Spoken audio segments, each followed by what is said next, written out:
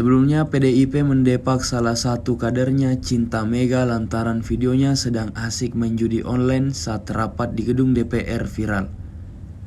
Cinta Mega menjadi sorotan publik lantaran perbuatan tidak pantasnya itu pada 20 Juli 2023 lalu. Lantas, para petinggi PDIP mengambil langkah tegas dengan mencoret namanya dari partai.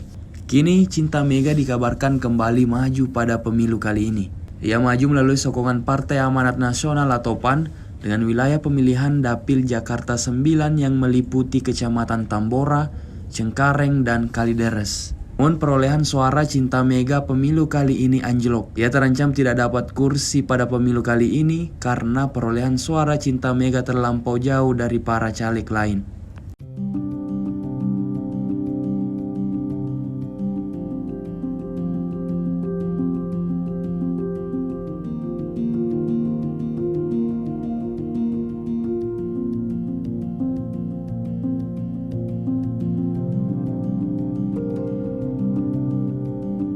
Download Tribun X sekarang, menghadirkan lokal menjadi Indonesia.